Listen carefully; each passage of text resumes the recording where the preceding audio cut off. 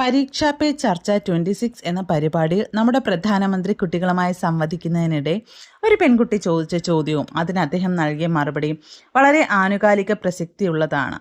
നമ്മുടെ രാജ്യവും 2047 developed country ആകും. അപ്പോൾ നമ്മൾ യുവജനങ്ങൾ ഇത് നേടിയെടുക്കാൻ എന്താണ് കോൺട്രിബ്യൂട്ട് ചെയ്യേണ്ടതെന്നായിരുന്നു ആ കുട്ടി ചോദിച്ച ചോദ്യം. അപ്പോൾ അദ്ദേഹം പറഞ്ഞ മറുപടി, എൻ്റെ രാജ്യത്തിലെ 10ഉം 12ഉം വയസ്സുള്ള കുട്ടികൾ പോലും 2047 വികസിത ഭാരതത്തിൻ്റെ സ്വപ്നം കാണുന്നുണ്ട് എന്നത് എന്നെ സംബന്ധിച്ച് വളരെയധികം സന്തോഷം ഉള്ള കാര്യമാണ്. നമുക്ക് ഡെവലപ്ഡ് കൺട്രി ആകണമെങ്കിൽ നമ്മുടെ ചിന്തകളും ശീലങ്ങളും ഡെവലപ്ഡ് കൺട്രിയുടേതുപോലെ ആകണം. നമ്മൾ വേസ്റ്റ് എവിടെയെങ്കിലുമൊക്കെ വലിച്ചെറിയുന്നത്, റോഡിൽ തുപ്പിയിടുന്നത്, ഭക്ഷണം വേസ്റ്റ് ആക്കുന്നത്, ഇങ്ങനെ തുടങ്ങിയ ചെറിയ ചെറിയ കാര്യങ്ങൾ പോലും നമ്മൾ ശ്രദ്ധിക്കണമെന്നാണ് അദ്ദേഹം പറയുന്നത്.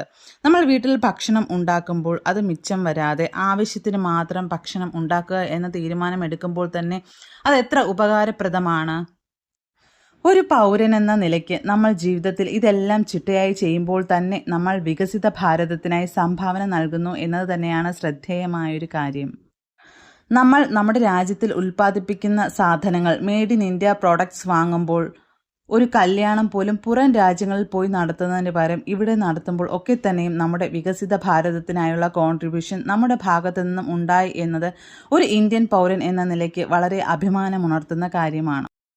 ഈ ചർച്ചയ്ക്കിടെ ഓരോ കുട്ടിയുടെയും കണ്ണുകളിൽ കാണുന്ന തിളക്കവും മുഖത്തെ നിശ്ചയദാർഢ്യവും പ്രധാനമന്ത്രിയുടെ ഓരോ വാക്കുകളും അവർ ഗൗരവപൂർവ്വം ശ്രദ്ധിച്ചു കേൾക്കുന്നതും ഒക്കെ എന്നിൽ വളരെയധികം അഭിമാനവും സന്തോഷവും ഒക്കെ തോന്നിച്ചു.